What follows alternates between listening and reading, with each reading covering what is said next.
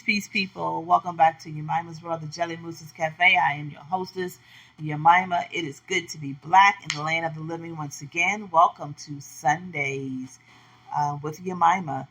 I'm going to get right into it because I don't want it to belabor it. It's going to take me just a few minutes to cover this today. We are still reeling. We are still in mourning. We are still saddened by the loss of life of Sonia Massey. But unfortunately, we are know that there is another Say Their Name coming. We know that there is going to be another black man, woman, or child that will be unalived by the Holice, those that were supposed to protect and serve. And so we're just kind of waiting for the next one to come. And I'm wondering if it happens so often and so much that we have become desensitized to it happening, that we know it's going to happen. We're going to do the 2-week mourning period. We'll see if they go to jail. We'll see if they go to trial. We'll see what happens. And then 2 weeks later, it'll happen again. And so I came across this newspaper article, and I've been looking at some really old newspaper articles. And this one is from 1860. It's from the Boston newspaper called The Liberator. And the author of this particular article came down from Boston to Richmond, Virginia to witness a slave auction in person. He had heard about it and he just wanted to witness, I guess, to see if it was as horrible as people said it was.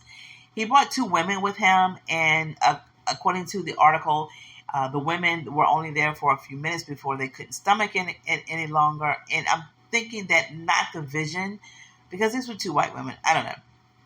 Anyway, he writes about what he experienced and what he saw. So I'm going to read it to you. The auctioneer was assisted by a Negro man called Major, whose business was to order the Negroes up to the block, to strip them naked and to show the buyers, etc., etc. First, a Negro man named Tom was brought out of the pen. Major, in a stern voice, ordered him onto the block. Then Major took off his shoes, stockings, then rolled up his pants to his body, then rolled his shirt sleeves up to his shoulders, then came up to the buyers. The most coarse, bloated, brutal men that can be imagined. One would feel of Tom's arms, another of his legs, another of his toes, etc. In the meantime, the auctioneer is crying, $1,150, $1,200. He is a fine fellow. Tom, tell them how sound you are and that you can do a good day's work. Then a buyer in the crowd calls Tom to him and, seizing his upper jaw with one hand and his lower with the other, drags open his mouth to its utmost extent, and there holds it while he counts Tom's teeth and calls 2 or 3 more to see if they all agree upon Tom's age. So he's counting Tom's teeth as if you would count the rings in a tree to determine the age. Then they tell Tom to walk fast, some 100 feet up and down, and then listen to see if his wind is sound. So they're trying to see if he gets winded from exertion. Kind of sound like football camp, doesn't it? Then Tom is questioned to assertion if it is certain he is sound and can do a good day's work. Inside of all his fiendish brutality sits Tom's wife, with 1 child at the breast and 2 more clinging at her feet. And she's looking as crushed as though all in the infernal regions had their paws upon her. Second, a fine-looking girl, nearly white, was taken out of the pen. She was about 18 and felt her degraded condition. Major ordered her onto the block, and the bidding commenced. Then the brutal buyers came around, and not content with asking her every indelicate question, they directed Major to strip first one part of her person and then another, until I wondered the thunderbolts of heaven did not pierce the building in which these diabolical scenes were enacted. This poor creature was called down while the bidding was standing at $1,200, and her mouth stretched open in the same way, to see that she was really young and had no throat disease. Then she was made to walk and almost run up and down in order that the buyers could discover any concealed lameness or defect, if any existed. There were about 20 more sold at this auction, all equally brutal and aggravating as those I have described. Here, the scene is going on every day, until the people of Richmond have become so much internalized by its influences that they cease to regard it. Then there is a slave trade between Richmond, Mobile, and New Orleans. The slaves are all herded like cattle till they are ready for shipment, and in the atmosphere, filled with such a moral poison, are educated the children of Richmond. Well, may we tremble when we remember that God is just. Never can I hear Richmond mentioned without seeing this slave auction. The poor crushed victims, parents, and children torn asunder like dogs, with no eye to pity, no sympathizing tear. Who can estimate such wrong or sufficiently condemn the clergyman who refuses to raise their voice against such wrong and robbery? And so this man is talking about the auction and the degradation and the oppression of African Americans in Richmond, Virginia. And what really stood out to me is that he says that the clergyman refused to condemn what was going on, and he couldn't understand why. And looking at today's time, again, we know it's going to happen again. We know that Sonia Massey is not going to be the last of us that is brutally unalive by those that were sworn to protect and serve. We're just waiting for who's going to be the next name that we call out. What other community is going to be affected by this? And when he points out in this article that the clergymen refuse to raise their voice against much wrong and robbery, have the clergy changed at all?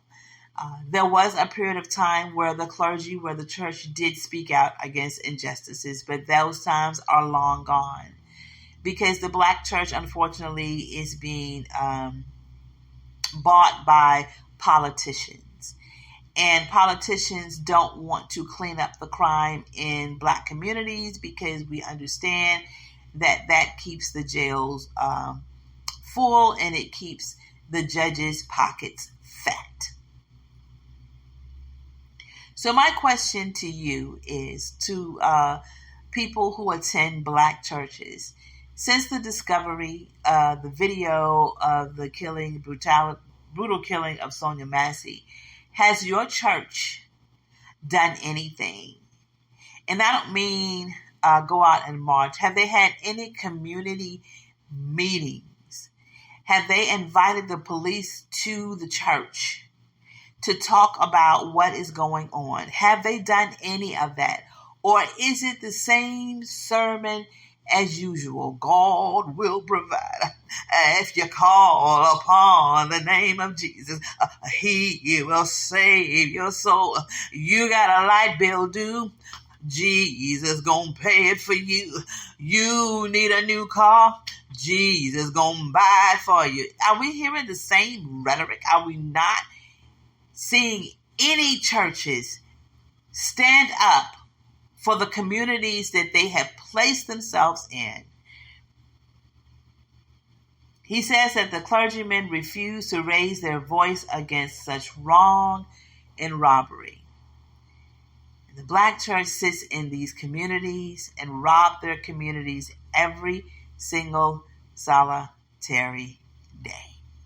When they have these drives where they buy food for the community, the church ain't buying them. The community is buying it because it's the old woman down the street that has given you her last money. You're using that money that she gave you to give it right back to her. She could have bought food for herself with the money instead of giving it to you. She gave it to you, and now you're using the same money that she gave to you to buy her food. Come on. We have become so desensitized to how they treat us in our community that we almost freaking expect it. We expect it, but we don't do anything about it.